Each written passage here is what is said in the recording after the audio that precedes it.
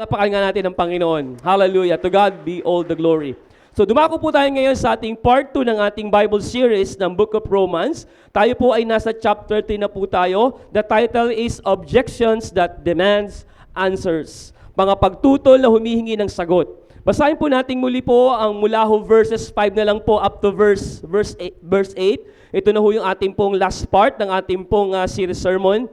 Sabi sa verse 5, subalit kung ang ating kasamaan ay nagpapatibay sa katarungan ng Diyos, ano ang ating sasabihin? Ang Diyos ba ay di makatarungan sa paglalapat ng parusa? Nagsasalita ako sa paraan ng tao. Huwag nawang mangyari, sapagkat kung gayoy, paano hahatulan ng Diyos ang sanlibutan? Subalit kung sa pamamagitan ng aking kasinungalingan ay sumagana ang katotohanan ng Diyos sa ikaluluwalhati niya, bakit hinahatulan pa rin akong tulad na isang makasalanan? At bakit hindi sabihin, gaya ng paninirang puri sa atin ng iba pang mga nagpapatotoo na sinasabi raw natin, gumawa tayo ng masama upang dumating ang mabuti, ang kahatulan sa kanila ay nararapat. Let us pray po. Aming Ama na makapangyarihan sa lahat, maraming salamat po sa iyong mga salita na ngayon po ay binasa ho namin ngayon. Nawa po, Panginoon, ang mensaheng ito na aming pong pakikinggan ngayon sa umagang ito. Nawa po ay lumagay sa matabang lupa ng puso namin. Ang binhing ito ay hindi masayang, aming Ama. O Diyos, salamat po ng marami sa iyo po ang papurit parangal. Sa tayong pangalan po ni Kristo Jesus, ang lahat po ay magsabi ng malakas na, Amen at Amen. Praise God. So ating natalakay po, last Sunday po, why bother with religion? Number 2 po, why bother with responsibility? Number 3 po tayo ngayon, last part po, mula verse 5 up to verse 8, why bother with righteousness? Bakit naliligalig sa katotohanan? Pag-usapan ho natin ang verse 5. Does God condone my sin? Pinahintulutan ba ng Diyos ang aking kasalanan? Muli ho natin basahin ng verse 5. Sabi dito, subalit ko ang ating kasamaan ay nagpapatibay sa katarungan ng Diyos. Ano ang ating sasabihin? Ang Diyos ba ay di makatarungan sa paglalapat ng parusa? Nagsasalita ako sa paraan ng tao. So ang kausap po dito ni Apostol Pablo po ay mga Gentile, all Roman Christians. The second question in this verse expects the negative answer. Ano ho yun? Ang Diyos ba ay di makatarungan sa paglalapat ng parusa sa atin? Nagsasalita ako sa paraan ng tao. No, God is not unrighteous. He has every right to judge Jews and the Gentiles. Hindi unfair ang Diyos. Pinapakita ni Pablo dito na patas kung humatol ang Diyos sa lahat. Hahatulo siya ayon sa kanyang katuwiran at katotohanan sa mga tao. Uulitin ko yung mga kapatid, ang Diyos po ay fair. Lahat po, mahal ho ng Diyos. Naniniwala ho ba kayo lahat ng tao mahal ng Diyos? Ang lahat ng tao po'y gumagawa ng mali. Even Christian? Yes, gumagawa ho ng mali. Tandaan ho natin, ang Diyos po ang humahatol. Lahat ng ginawa natin, sa Diyos ho natin ito ipagsusulit. Kaya wag natin sabihin na, ang mga unbeliever lang ang hatulan. No, hahatulan din ho tayo ayon sa ating mga ginawa. Amen? Actually po, halimbawa ho natin ho dito na lang ay si Haring David. Makatarungan ang Diyos sa paglapat ng parusa sa kanya.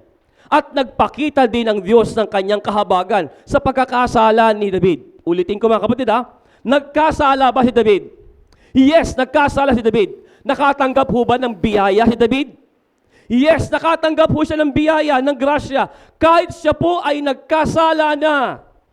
Nilabag niya ang kagustuhan ng Diyos. Anong nangyari po? Ang grasya ho ay dumating sa kanya. Basahin po natin ang awit, 51, talatang 4. Ano sabi dito? Laban sa'yo lamang ako nagkasala at nakagawa ng kasamaan sa iyong paningin, upang ikaw ay maging ganap sa iyong pagsasalita at walang dungis sa iyong paghatol. So nakita na po ni Haring David. Inamin na ho niya na siya po ay nagkamali. Kaya ho dito ay nakita ho niya na ang paningin niya sa kanyang sarili, siya po ay naging masama. Pansamantala. Why? Dahil sa ginawa niyang mali. Kinilala ni David ang kanyang pagkakamali. Kailangan kasing makita ho natin, ulitin ko, kailangang makita ho natin ang ating pagkakamali para malasap ho natin ang biyaya ho ng Diyos. Hanggat hindi ho natin nakikita ang lahat ng ating mga pagkakamali, hindi ho natin makikita ang grasya o biyaya ng Diyos sa buhay po natin. Minsan nga po, hindi natin nakikita ang ating pagkakamali, ang kapwa natin nakakita ng ating pagkakamali. Tama po ba ako? Minsan nabubulagan ho tayo na akala ho natin tama ang ating ginagawa kasi wala ho nagkokorek sa atin. Magpasalamat po kayo kung may taong nagko-correct sa inyo. Tandaan ho niyan. Kung hindi kayo nakakatanggap ng correct mula sa kapwa nyo, ibig sabihin niyan, hindi kayo mahal ng kapwa nyo. Bakit po? Hinahayaan na lang kayong gumawa ng mali. Kasi po kinakailangan makita ho natin kung ano nagawa natin. Ang mga bagay na pagkakasala ho natin sa buhay sa araw-araw, minsan nabubulagan ho tayo kasi nag-e-enjoy ho tayo doon sa kasalanang ginagawa natin. Amen? Kaya kung nakita ito ng ating kapwa, pakorek ka. At pag nagpakorek ka, paayos ka. At pag naayos ka, magiging maayos ang buhay mo sa harapan ng Diyos. Iyan ang ginawa ni David. Nakita ho ba ni David ang kanyang pagkakamali nung una? Yes or no? Hindi po. Sino po ang ginamit ng Diyos? Si Prophet Nino. Si Prophet Nathan. Diba? Nagbigay po ng halimbawa si Prophet Nathan. Ano sabi doon? Merong akong kakilala, mahal na hari. Ang dami-daming tupa, pero pinakialaman yung tupa ho ng kanyang kapitbahay. Anong dapat kong gawin doon? Anong sagot ni Haring David? Dapat saktan. Dapat parusahan yung kumuha ng tupa, ng may tupa. Anong sabi ho ni Propeta Nathan? Kayo po yung mahal na hari. Siguro kung kayo po yung siguro na ganun siguro si King David. Ay, ako pala yun. Tingnan ho ninyo mga kapatid. Kasi mahal ni Prophet Nathan si King David. Hindi kinukonsente. Unang-una, hindi kinukonsente ho ng Diyos ang anumang kasalanan ginagawa natin. Kaya kung hindi ho natin nakikita ang ating mga nagawang pagkakamali, gagamit ho siya ng tao. At yung taong iyon ang gagamitin ng Diyos para makatanggap ka ng biyaya ng pagpapatawad mula sa Diyos. Kaya oras ho niya, nakita ho niya, pagkakamali ho niya. Kaya inamin niya, Panginoon, patawarin po ninyo kung nagkasala ako. Tanong, may consequence ba yon? Nung nagawa ng kasalanan ni Haring David? Yes, tanggapin natin ang lahat ng consequence. Amen, lahat ng consequence. Kaya nga, ganda ho ng usapan namin ng mga tatay. Oh, kayo po yung mga tatay ho dito, ano ho yun? Kasi may gawain ho ang mga nanay dito after they don't watch, no? Nainggit naman ako. Mga nanay lang may gawain, mga tatay nakatunganga lang doon. Kaya sabi ko, encourage ko sa kanila, mga tatay, gusto niyo po ba, after don't watch, gawain tayo, usap lang tayo, usap-usap lang. O kanina, usap-usap lang ho kami. Hindi lang spiritual, wellness pa. Ha? Kasi po mga miyembro, mga tatay ho natin At yung mga nanay ho natin, yung pagbaba nga dito, dahan-dahan Oo, di ba? Ganun din mga tatay ho natin. Kaya ngayon, pinag-uusapan namin, hindi lang spiritual. Pinag-uusapan namin all about wellness din. Bakit po makatulong ho tayo sa mga tatay para maging healthy sila? Amen. Ganun ho tayo. Amen. Kaya, ang tawag dito, all in one. Hindi 3 in 1, all in one. Lahat. Papasukin natin para ikakabuti ho ng ating buhay. Buhay paglilingkod sa Diyos. Amen po ba? Sino ba dito gusto umuwi na ng langit? Di ba ayaw pa ho natin umuwi ng langit? Amen? Pero ba ito gusto umuwi na ng langit? Ayaw pa natin umuwi ng langit. Si Nanay Celia lang ho yung gusto umuwi ng langit. Kaya umuwi kagad ho siya ng langit. Di ba? Ngayon, ito lang ho dito. Sabi ho ng tatay kanina, ikaw tayo, gusto yung umuwi ng langit? Di pa po. Pero 75 years old na siya. Hindi pa po. Bakit po? Kasi may goal pa siya in life. Amin po ba? Kasi gusto po niya maglingkod sa Panginoon. Masarap maglingkod sa Panginoon. Amin po ba? Ngayon, masarap maglingkod sa Diyos na tumatanda na malakas ka pa rin. Amen? Ngayon, kung gusto mong maglingkod sa Panginoon na tumatanda na mahina ka, kayo na lang yun. Bahala ka na. Mahirap maglingkod sa Diyos ng masakit na tuhod mo. Amen? So balik ko tayo sa ating, sa ating pong tinatalakay. So dito po, kinakailangan kilalanin ho natin ang ating sariling pagkakamali. So huwag ho tayong proud tayo na nagawa natin pagkakasalang yon. Tandaan ninyo, kung proud ka pa sa ginawa natin, yung kasalanan ginawa ho natin ganoon, ay hindi tayo makakatanggap ng kahabagang mula sa Diyos. Hindi darating sa iyo ang grasya ng Panginoon. So mas maiging magtapat o magsabi sa Diyos ng lahat ng maling nagawa, mapagbiyaya ang Diyos. Amen po ba? Aminin mo, Lord, minsan po nakakapagmura po ako, Lord. Lord, minsan po nakakapagsinungaling po ako, Lord. Dapat ganun ho tayo sa Diyos. Amen po ba mga kapatid? Huwag kang mahiya na mag-confess sa Lord, Lord.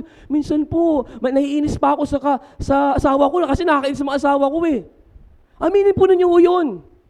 Amen. Kinakailangan i-confess mo lahat-lahat sa harapan ng Diyos. Naniniwala po ako mga kapatid, mapagbiyaya ang Panginoon.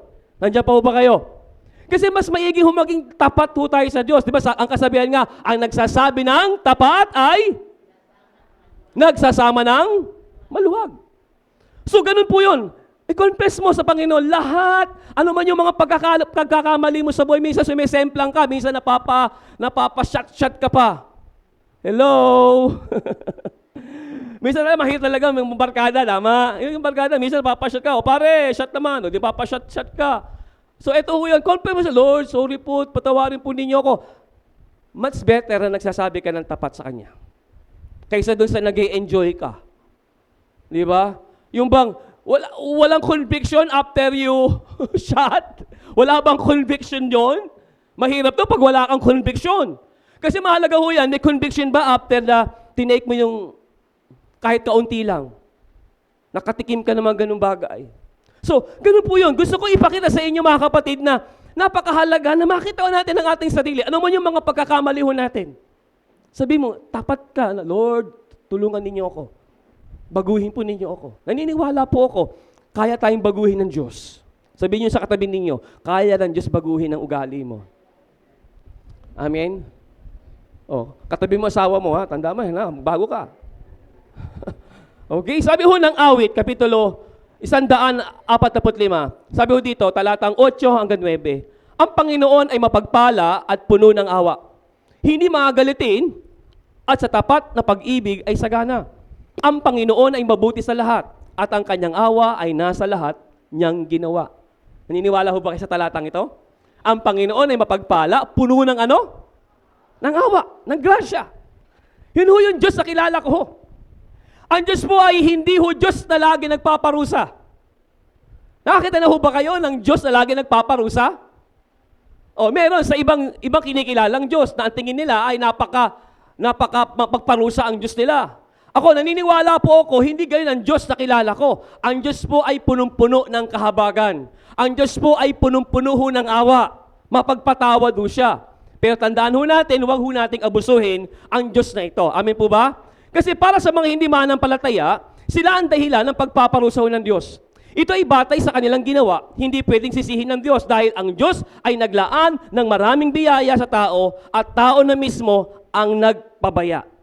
Kaya kung ito man, halimbawa, namatay yung mahal mo sa buhay. Halimbawa, namatay ang mahal mo sa buhay na hindi talaga, ayaw talaga ho nila ang salita ng Diyos.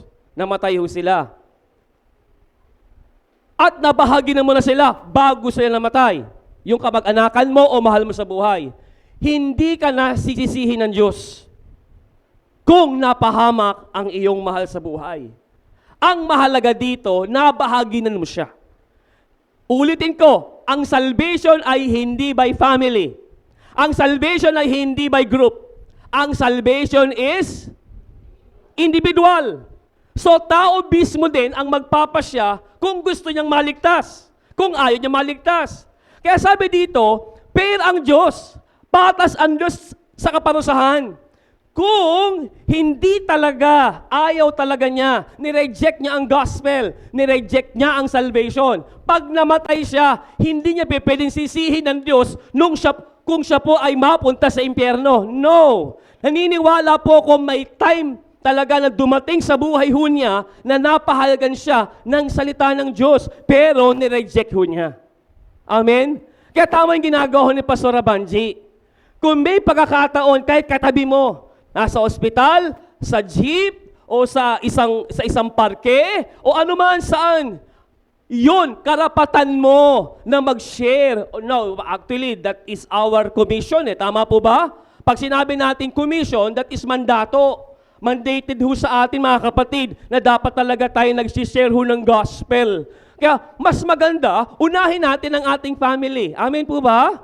Unahin natin ang ating family. Kasi ito ho yung mahal natin sa buhay na kinakailangan madala ho natin sa kaligtasan. Uulitin ko, ikaw ligtas ka, papaano asawa mo? Ikaw ligtas ka, papaano mga anak mo? Saan sila pupunta? Kaya kung ikaw na merong alam mo yung katotohanan that there is hell, merong impyerno, pero hindi ka gumagawa, hindi ka nag-i-initiate to evangelize your relatives, your loved ones. Paano sila pag namatay sila? Yun ang pinapakita ho ni Apostol Pablo ho dito. Ang Diyos ay patas sa kanyang pagpaparusa. Kaya kung parusahan man ng Hudyo, parusahan man ang mga hintil, yun ay ayon sa kailang ginawa. Pinili ho nila ho yun. Kaya ang tutugon sa biyaya ho ng Diyos, sino? Sino ang tutugon sa biyaya ng Diyos? Ako at ikaw mismo. Tayong lahat ho dito. Ikaw ang tutugon sa biyaya ng Diyos. When a person gets saved, then lives for Jesus until the end of their lives, that is God's ideal plan for each of us. Yan ang gusto ng Diyos. Hanggang kamatayan, nabubuhay tayo para kanino? Para kanino? Kay Jesus. Sabi mo sa katabi mo, mabuhay ka para kay Jesus. Naniniwala kasi ako, hindi hahayaan ng Diyos. Ulitin ko, pag nabubuhay ka para kay Jesus, sa palagay ho ba niyo, wala nang pagsubok? Oh, Pastor Ray, di ba? Happy pag kay Lord. Pag na kay Lord, masaya. Tama naman po yun eh. Pag na kay Jesus ka, masaya. Pero tandaan ho natin, pag ang pastor nagtuturo lagi lang na ang buhay kay Jesus ay happy lang, hindi totoong pastor yun. Pag ang isang pastor ay lagi nagtuturo lang ho ng prosperity, hindi totoong simbahan yon. Naniniwala po ako mga kapatid, dapat ibabalansi ho natin ang aral. Ang Diyos ay nagpapala, nagpapasagana ang Diyos, nagpapayaman ang Diyos, pero ang Diyos minsan pinaparanas ka na dumaan sa matinding pagsubok ng buhay. Sino dito nakagraduate na? Yung mga kabataan natin nakagraduate na. Newly graduate. Meron dito? Ayan. Ayan. Ayan, very good. Marami pa. Okay, salamat. Si MJ po ay cum laude. Pero yung pagiging cum laude ho niya, marami ho siyang pinagdaanan. Tandaan niyo ho yan, ha? Ang dami niyang memorization, dami mga quizzes, mga projects, sacrifice sa school. Sa loob ng ilang taon, MJ? 4 na taon. Kinakamtan ho niya ang mataas na karangalan. Pangalawa pala, tama. Pangalawa, di ba? Kasi meron kayong magna, no? May suma kayo? Alam ko lang pinakamataas dito ho, nakatanggap ng suma, Ma'am Baby. Alam ko suma ho kayo eh. Magna pala ho kayo. Okay. Kasi dami hong mga sacrifice, tiniis. Never ka ba nag-cheat, MJ? Never ka nag-cheat? Sometimes? Oh? Ikaw, never ka ba nag-cheat? Hindi ka nag-cheat? Sometimes nag-cheat. Di ba? Kasi nobody's perfect. Even the Christian life. Pero dumadaan ho tayo sa tinatawag nating proseso. Tandaan ho natin, may hinihintay ho tayong bima judgment. Ulitin ko, may hinihintay ho tayong bima judgment. Ang lahat ng mga mananampalataya, nakatingin ho tayo sa langit. Habang ikaw ay nag-grow sa Christian life mo, may prosesong ginagawa ang Diyos sa'yo dito sa lupa. And that is yung sinasabi ho ni Pastor Abanje, the progressive sanctification. Positionally, we are sanctified. Why? In God's eye, we are holy. Tandaan po ninyo mga kapatid, tayo po ba'y makasalanan pa? Answer me. Oh? Really? Makasalanan pa ho ba tayo? Hindi na ho tayo makasalanan. Why? We are justified. Past tense po. Ulitin ko, hindi na ho tayo makasalanan. Yes, meron tayong sin nature, nagkakasala, pero hindi na tayo makasalanan. Why? We are justified. Anong proof natin, Pastor Ray? Because of Christ. Because of Christ's righteousness. Hindi nakikita ng Diyos yung kasalanan ginagawa mo. Ang nakikita ng Diyos Ama, yung katuwiran na impute ni Kristo sa iyo. And that's the blessing. Masaya ho ba kayo? Yun ho yung nakikita ko ho dito mga kapatid. Ito yung katotohanan na dapat makita ho natin.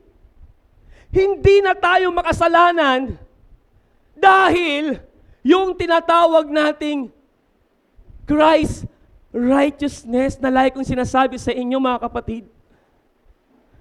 David, si David nagkasalat. Amen? Nagkasala si David, pero nakatanggap siya ng biyaya ng Diyos.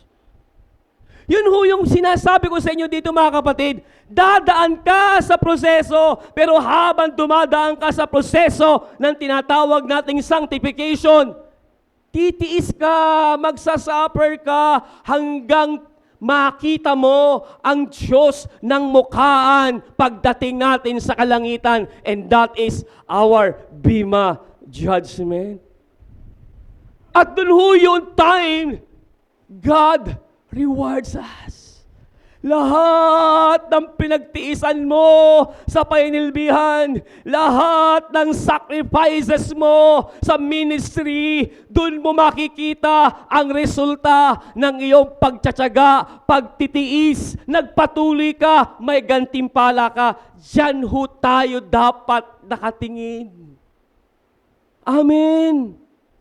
Kaya hindi ka hihinto. Kaya nga po like ko siya sabi ho sa mga nakakausap kong mga mananampalataya, I have decided to follow Jesus. I have decided to follow Jesus. I have decided to follow Jesus. No turning back. No turning back. Hindi ka natatalikod pa. Mas masaya na mabuhay sa daigdig na ito na merong Jesus. Masarap mabuhay sa daigdig na ito na merong kang pananampalataya sa tunay na Diyos. Kaya kung dumaan ka man sa matitinding pagsubok ng buhay, testing of life, hindi nagkakamali ang Diyos, kapatid. Hindi nagkakamali ang Diyos. Naniniwala po ako, magagawa mo mapagtagumpayan ang lahat ng pagsubok na ito dahil kasama mo ang Diyos sa buhay mo. Amen po ba? Kasama mo ang Diyos. Yan ang Diyos na kinikilala ho natin. Kaya sabi ho ng unang Korinto Kapitulo 10 sa talata 13, basahin natin, wala pang pagsubok na dumating sa inyo na hindi naranasan ng lahat ng tao. Let's focus on this verse. Wala pa. Lahat ng tao nakaranas ng iba't ibang klase ng pagsubok ng buhay. Pero sabi ho dito, tapat ang Diyos. Tapat ang Diyos at hindi niya ipapahintulot na kayo subukin ng higit sa inyong makakaya. Sabihin mo sa kapatid mo ngayon, may pagsubok ka ba?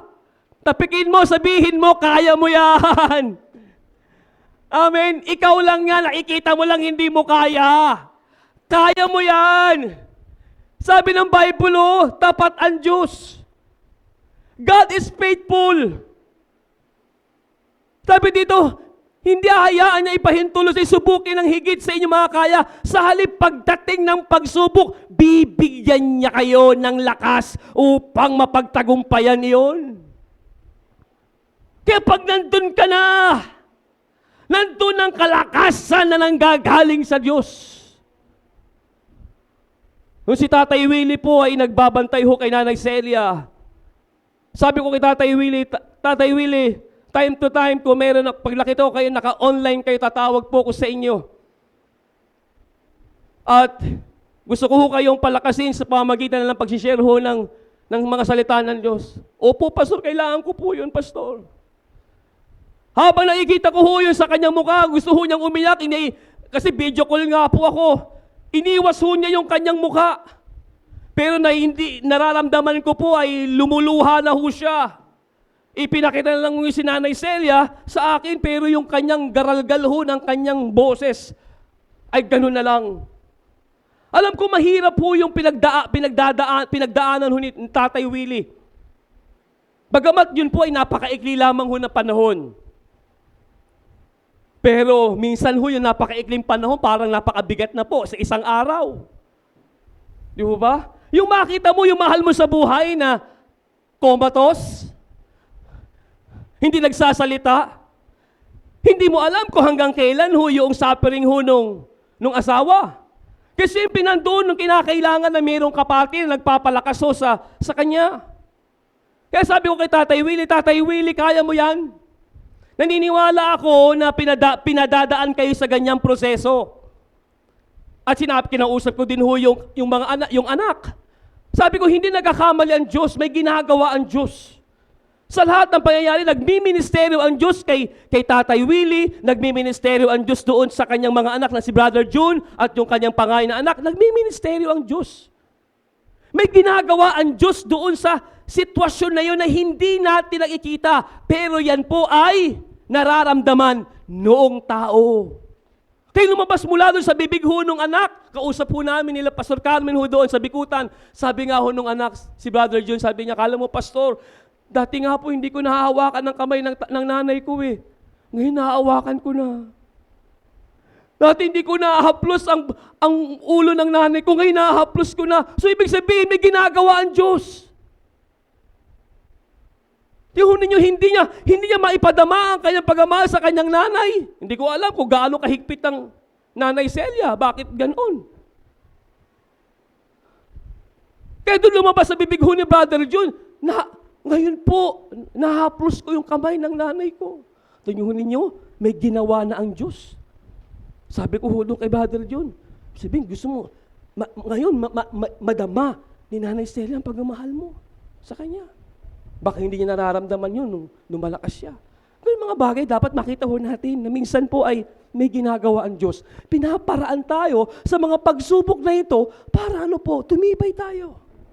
Kaya hindi nagkakamali ang Diyos. Pero tingnan muna natin ang konteksto, ha? Itong konteksto ho nito, ng unang Korinto Kapitulo 10, talatang 13 po. Tingnan natin ang the context. Yes, okay po ito. Gamitin ho natin sa mga trials in life. Pero look at the context muna. What is the context? Ang nasa isipan po ni Pablo dito ay ang mga bulaang mga apostol na manggugulo sa mga mananampalataya upang sila ituksohin na magkasala sa Diyos sa paraan ng tinatawag nating idolatry. Muli ho silang ibalik sa pagsamba ho sa tinatawag ho nating Diyos-Diyosan.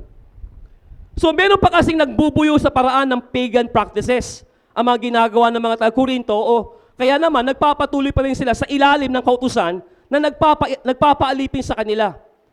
So kaya dito, hindi hayaan ng Diyos na sumubok ang mga mananampalataya sa mga bagay na ito. Doon sila tutulungan ng Diyos na mapaglalabanan o magtagumpay sa mga maling ginagawa nila doon sa Korinto. Tutulungan sila ng Diyos doon.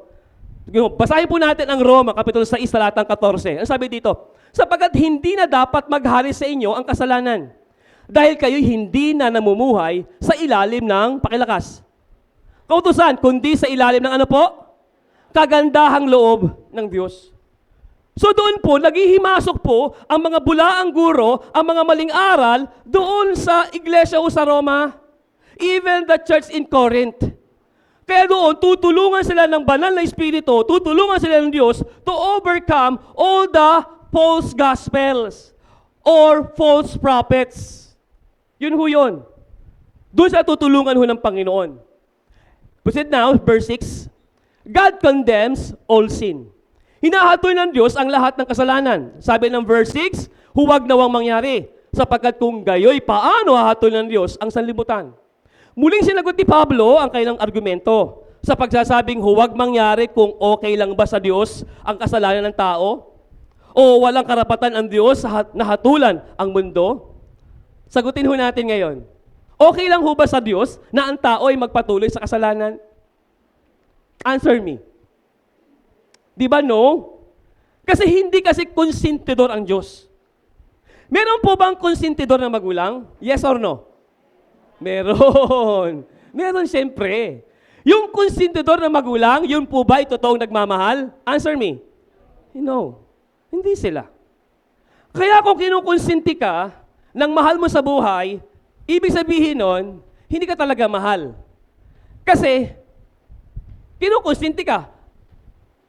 Ibig sabihin, ibinibigay niya ang ang lahat ng gusto mo, ng hilig mo. Anong tawag namin nung araw noon ay, Laki sa layaw, Jeff Prox. Yun ho yun. Ibig sabihin ng laki sa layaw, lahat ng gusto, ginagawa niya na sumasang-ayon ang magulang. Ang Diyos ba ganon? Hindi. Kaya sa tuwing ang Kristiyano po ay nagkakasala, ang Diyos po ay nagpaparusa. Ngayon, minsan po, ito ho yan hindi hayaan ho niya. Minsan nga po, yung pagpapatuloy ho ng pagkakasala ng Kristiyano, minsan, hinahayaan muna ho ng Diyos para makita ho niya yung kanyang pagkakamali Ano po ba, hindi agad ang Diyos naglalapat ng parusa? Hindi katulad ho ng magulang, kada mali, pak! May ganun ho, di ba? Bawat pagkakamali, pak! Ako naniniwala kasi po ko, mahalaga muna, diplomasya muna. Ngayon kung hindi ka na mamalo, ikaw yon. Pero ako naniniwala ko, mahalaga po ang pamalo. Sabi kasi naman ng kasulatan, hindi dapat inuurong ang pamalo saan? Sa bata. Ngayon, ang unang-una munang gagawin muna, diplomasya muna, pagsabihan muna. Ngayon, pag hindi umubra sa pagsabi, diplomasya, doon na po yung paglapat ng pagpalo. Alam niyo po ba ganyan ang Diyos? Hindi agad naglalapat ng parusa ang Diyos para maramdaman mo ang biyaya niya. Pero pag hindi ka nag-response sa tinawag natin conviction ng Lord at nagpatuloy ka sa kasalanan like David. Alam po ba, may biyaya ang Diyos kay David nung siya po ay nandun na ina-attack na ho siya ng kasalanan, ng tukso. Ano bang biyaya ng Diyos? Doon pala naniniwala po ako, kinonvict na siya ng Lord Alam na David na mali Pero bakit na ginawa? Kasi naakit ho siya ayon sa kanyang pagnanasa. Kaya katulad sabi ko kanina sa inyo, kanina sa Don't Watch, ang tao nagkakasala pag naaakit siya ng kanyang sariling pagnanasa. His or her desire. Doon sa flesh na yun. Pero ulitin ko mga kapatid, ang Diyos po, again, hindi agad siya naglalapat ng parusa. Pero pag naglapat na ho siya ng parusa, doon mo mararamdaman ang kanyang pag-ibig. Meron bang pagpapalo mula sa mga magulang, natural biological, na nakakaramdam ng pagpalo ng pag-ibig? Sino dito, mga anak na pinalo ng mga magulang, nakaramdam ng pag-ibig? Taas sa kamay. Meron po ba? Hello? Meron po ba? Nakaramdam ka ng pag-ibig nung pinalo ka. Nakaramdam ka ng pag-ibig. Meron po ba dito? Nag-uusap na yung mag-ina. Okay, meron ba dito? Ha? Ikaw, MJ? Napalo ka? Naramdam mo ba yung love? Sino namamalo sa kanila? Papa mo. Nakaramdam ka ng pag-ibig? Yun. Kasi merong palo na palo na parang galit na galit. Aminado po ako mga kapatid Kasi batang ama ho ako eh. Ano yung batang ama? Ang nakatanggap ho ng lupit ng palo ko, kalahon ninyo. Anak kong panganay, si Rainbow. Laglag na naman si Rainbow ngayon. Kanina ho, yung dalawa kong anak eh. Kalahon ninyo, naging ama ho ako 19 anyos. Sino ba namang hindi ka magagalit? Hindi nagpaalam. Pumunta ho ng lawa, naligo. Akong si tatay, hanap ng hanap, Rainbow! Rainbow! Nasaan ka na? Wala akong rainbow sa kalsada. So bilang ama, naku po, galit na galit po ako. Eto ho, ilang oras ka Rainbow nun? Natatanda mo bang ilang oras ka nawala?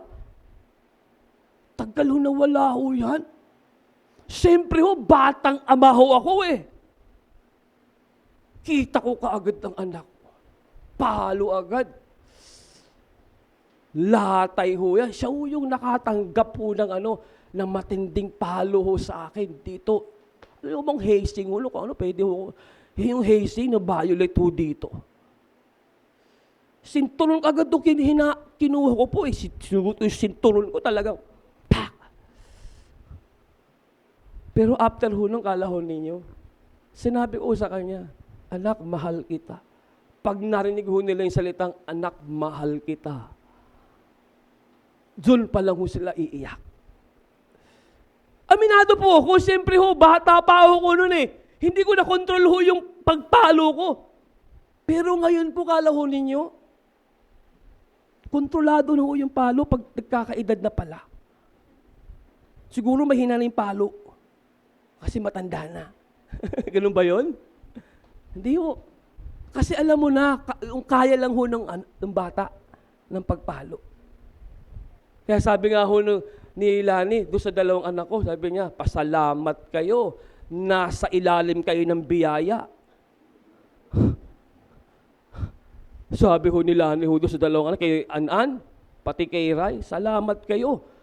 Dahil si Dad, nasa ilalim kayo ng biyaya, wala kayo sa ilalim ng kautusan, katulad ho nila ate nyo. Mga ate ninyo, nasa ilalim ng kautusan nyo, lupit ng parusa ng daddy nyo noon. Aminado ko. Pero ngayon ho, dahil nasa grasya ho tayo, sabi lang ho. Hindi dahil sa nagkaedad na po ako hindi na ako gana mamalo. Namamalo pa rin ako, pero kaunti lang. Kasi nasa ilalim ng biyaya. Ganun ba yun? Ganun ba yun? Ang ibig sabihin nun? Ang pinapakita ko sa inyo dito, hindi inuurong ho ng Diyos ang pagpaparusa. Ulitin ko ha. Hindi inuurong ng Diyos ang pagpaparusa sa mga anak niya.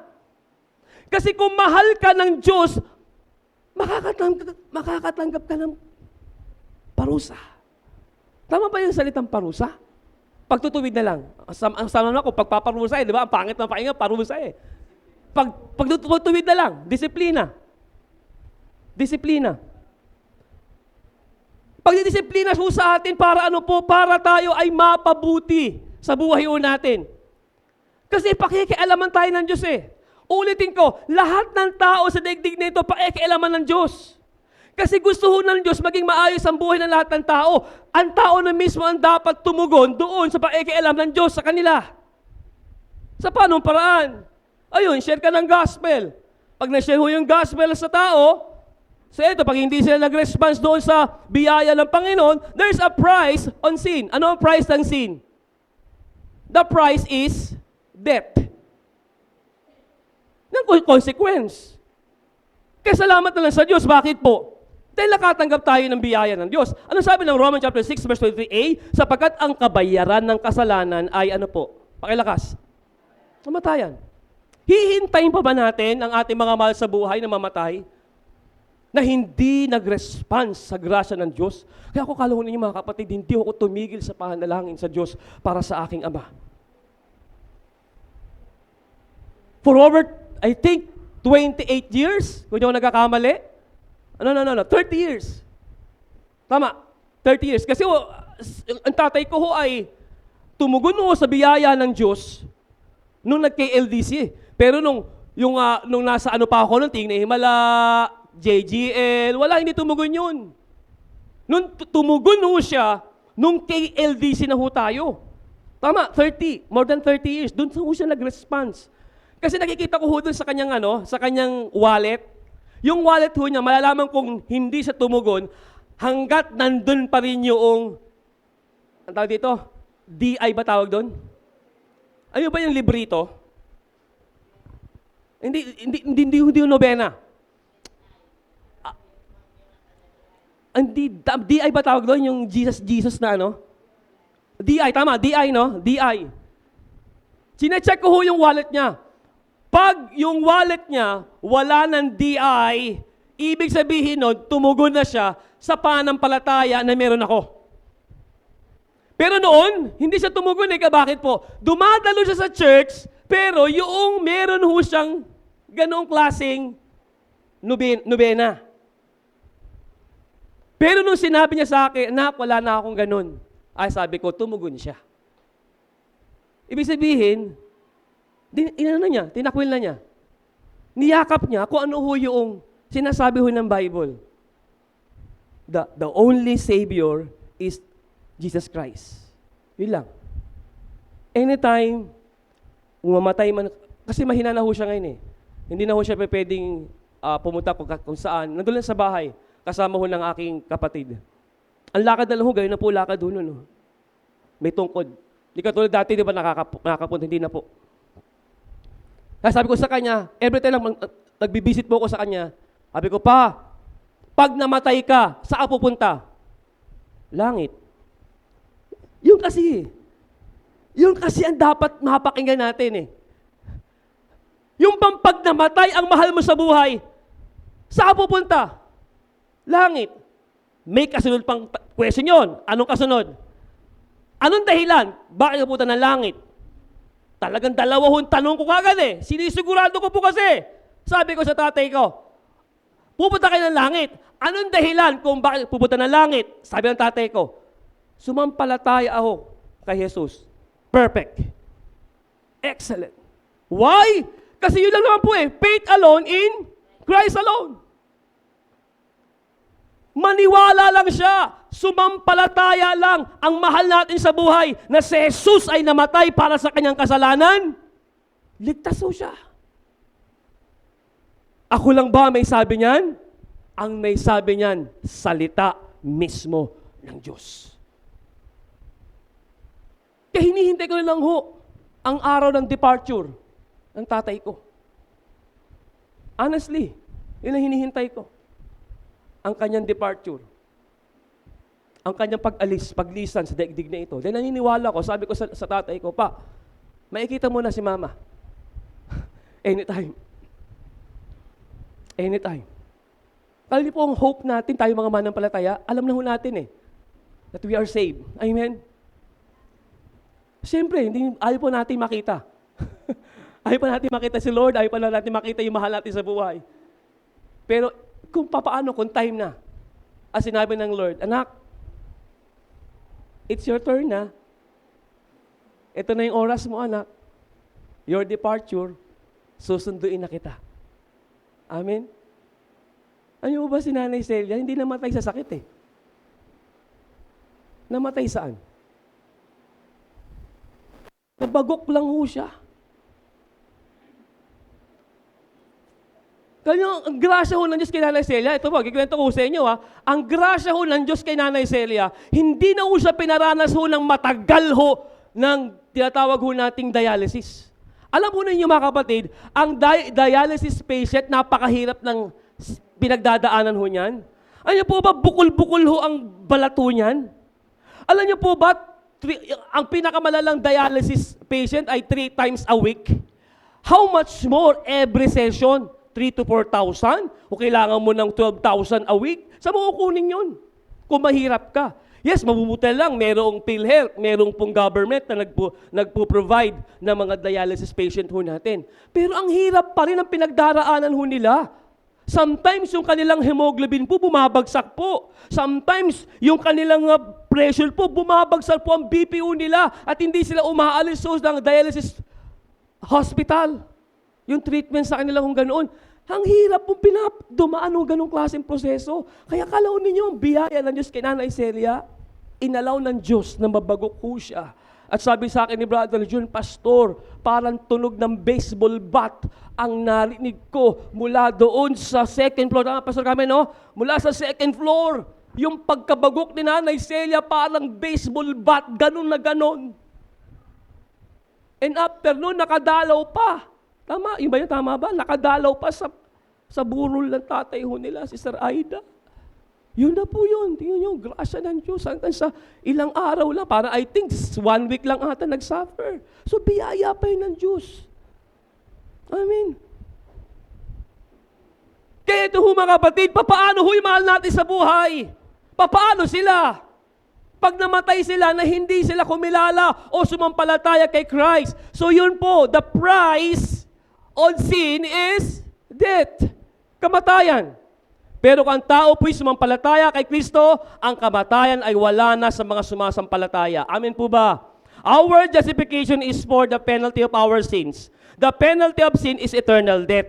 Walang hanggang pagkawalay sa Diyos na ang bawat tao po ay magkasala ay dadalhin sa lugar ng kaparusahan. Based on sa Romans chapter 5 verse 9, basahin mo natin, lalo pa nga ngayong itinuturing tayong ganap sa pamagitan ng kanyang dugo, ay maliligtas tayo sa galit ng Diyos sa pamagitan niya. So we are now saved. Amen?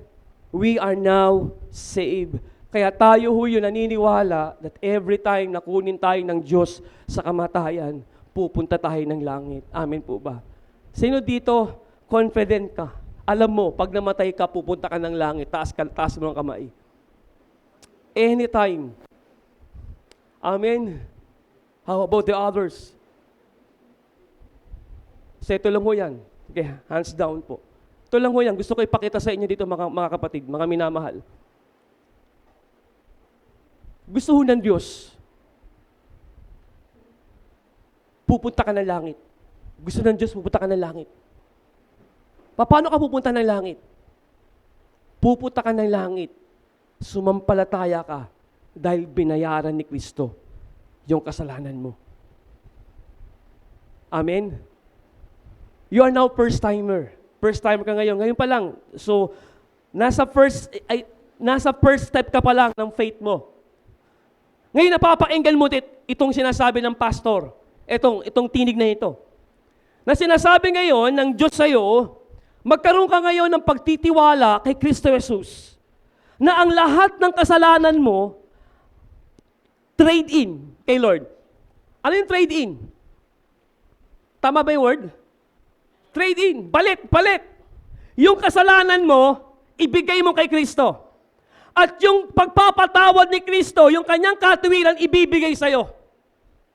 Tanong, pupunta ka ba sa lugar ng kaparusahan?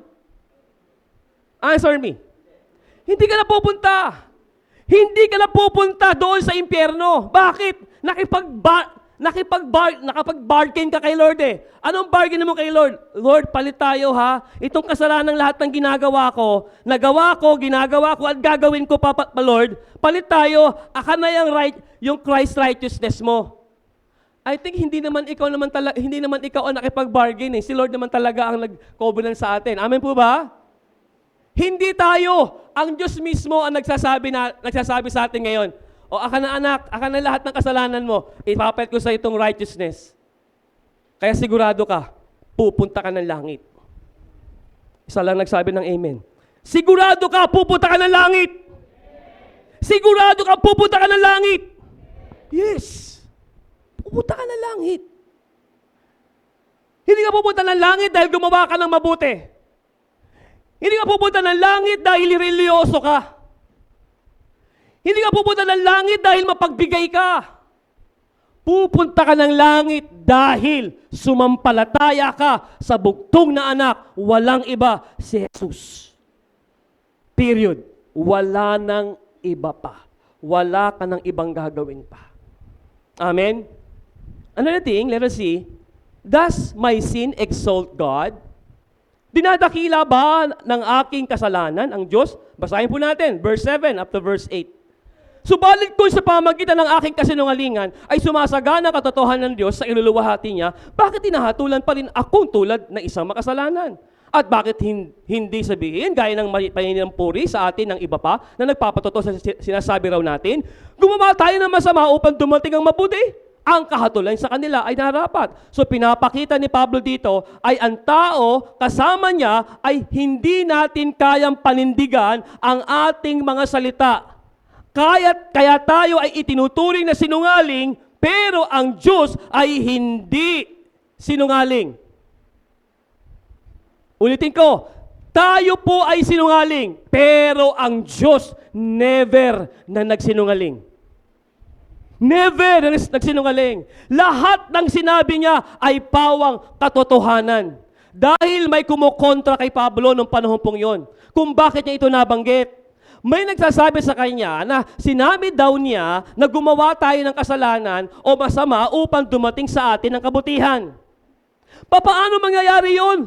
Masama na nga, ginawa mo, mabuti pa ang resulta? Ganun po ba yon? Isang kalapastanganan po yung mga kapatid. Hindi pumapayag ang Diyos na ang tao po na kanyang iniligtas ay magpatuloy sa kasalanan. At sa kasalanan niya ay maluluwalhati pa ang Diyos. Maling-mali ho yun. Hindi ho yun ang sinasabi po ni Apostol Pablo. Maluluwalhati ba ang Diyos sa masamang ginagawa natin? Di ba hindi? Maluluwalhati lang ang Diyos sa buhay natin kung gumagawa tayo ng ano? Ng tama. Maluluwalhati lang ang Diyos sa buhay natin kung tayo po'y lumalayo sa kasalanan. Hello? Maluluwalhati lang ang Diyos sa atin kung tayong taong kanyang iniligtas ay magbibigay ng kaluwalhatian sa Kanya sa araw-araw ng ating buhay. Sa panong paraan? Sa ating pagkasalita, sa ating iniisip, sa ating kinikilos, araw-araw. Tingnan natin ang ating sarili. Kaya po ba nakakaalam din minsan para maging kalugod-lugod tayo sa Diyos? Ikaw din. Kung ikaw ay aware in every seconds of your life, aware ka sa lahat ng sinasabi mo, lahat ng iniisip mo, lahat ng ginagawa mo, Lord, dapat maluwalhati ka sa lahat ng ginagawa ko. Mga kapatid, kaya ka nabubuhay, hindi ka nabubuhay para sa iyong sarili. Nabubuhay ka para sa Diyos. Kaya dapat naluluwalhati ang Diyos sa buhay mo. Every time na nagdi-decide ka, every time na nag-iisip ka, every time na may sinasabi ka, every time na may ginagawa ka, make sure nag-glorify si Lord sa buhay mo. And the last thing, hindi pa last, so God will exempt no sinner. Wala hong palalampasin o ililibre ang Diyos na makasalanan. Does God grace give us license to sin? And this is the most important questions in free grace. Kaya makinig ko kayo mabuti mga kapatid. Does God's grace gives us license to sin? Ang biyaya ba ng Diyos ay nagbibigay sa atin ng pahintulot na magkasala? Na magpatuloy sa kasalanan? Answer me. No. Basahin po natin, 8b. Gumawa tayo ng masama upang dumating ang mabuti? That's the question. Ang kahatulan sa kanila ay nararapat. Ang huling pahayag na ginawa ni Pablo ay kanyang isiniwalat. Simple niyang sinabi, ano po yun? May hawak na itong uri ng filosofiya sa buhay ay mapapahamak.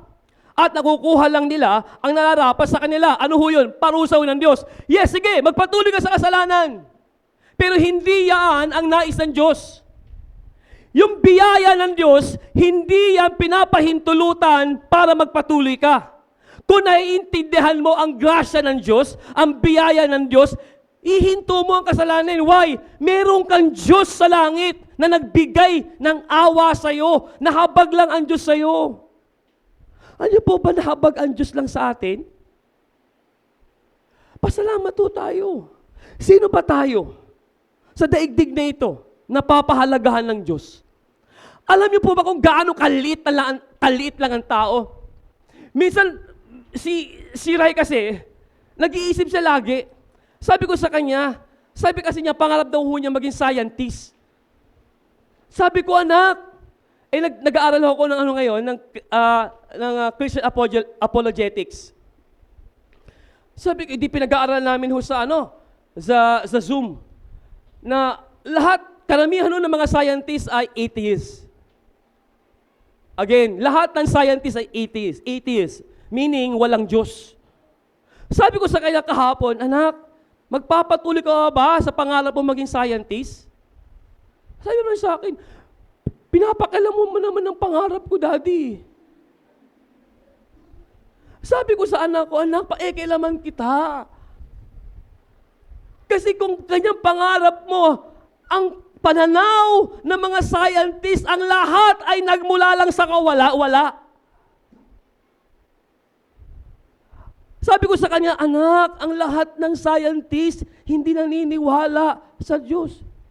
Sabi ng anak ko, di ako yung scientist na naniniwala sa Diyos. Pero hindi, anak, mapag-aaralan mo lahat yan Bubulagin ka ng teorya ng evolution, ng Big Bang Theory. Bubulagin ka ng lahat ng mga walang kwentang katuruan na yan. Sabi ko sa kanya, anak, magpapastor ka, maglilingkod ka sa Diyos. Pero pa rin talaga decision ng anak ko, gusto ko talaga scientist. Sabi ko, mas malakas ako sa Diyos. Ipagdidiinan ko sa Diyos, tatawagin ka ng Diyos. Amen. Ito lang mo yan, makinig ko kayong mabuti. Hindi hayaan ng Diyos na ang tao po'y magpatuloy sa kasalanan. Kasi gusto ho ng Diyos, ang tao po ay gumawa ng tama. Amen? Ano mang paninira nila at sinasabi ng ilan sa mga Hudyo, sabi dito, magkasala tayo upang biyaya ng Diyos ay mapasayo ang sagana. Ang mga nag-aakusa ay may epektong sinasabi, kung ililigtas tayo ng Diyos sa pamamagitan ng biyaya at hindi sa pamamagitan ng mga gawa, kung gayon, habang tayo ay nagkakasala, mas maraming biyaya ang atin nakukuha na galing sa Diyos. Yun ho ba ang sinasabi ng Biblia? Hindi nagtuturo ang Biblia ng lisensya o pahintulot na gumawa ng kasalanan ang isang tao. Ulitin ko, hindi pinahihintulot ng Diyos na pagkatapos tayong iligtas ng Diyos sa tiyak na kaparusahan, tapos ang pananaw mo sa biyaya ng Diyos, magpapatuloy ka sa kasalanan kasi masagana ang biyaya ng Diyos, maling-mali tayo doon. Hindi yun ang tinuturo ng Biblia. Ang tinuturo ng Biblia, lumayo ka sa kasalanan. Amen? Basahin mo ng Ezekiel chapter 18 verse 4. Ito tayo magtatapos. Ay, salamat. Makinig kayo, sabi dito ni Ezekiel. Akin ang lahat ng may buhay, maging ang buhay ng mga magulang o buhay ng mga anak. Ang taong nagkasala ang siyang, pakilakas, mamamatay. Therefore, individual, yung kasalanan ng ama, hindi sisingilin sa anak. Yung kasalanan ng anak, hindi sisingilin sa ama. Individual ang buhay natin sa harapan ng Diyos. So therefore, lahat tayo haharap sa hukuman ng Diyos. Ano man ang ginawa natin, mabuti man o masama, yan ay ipagsusulit ho natin isang araw sa Diyos. Kaya maliwanag, ang lahat ng mga tanong na ito na nabanggit ni Apostol Pablo, sinagot ho niya ang lahat ng ito para maipakita ho sa mga taga-Roma na ang grasya ng Diyos ay napakalawak. Pero yung malawak na grasya ng Diyos, huwag nating samantalahin sa paggawa ng kasalanan. Amen? Ini-encourage si Apostol Pablo, lumayo sa kasalanan. Kasi gusto ho ng Diyos, mapabuti ang buhay natin sa harapan ng Diyos. Palapakan natin ang Panginoon. Hallelujah.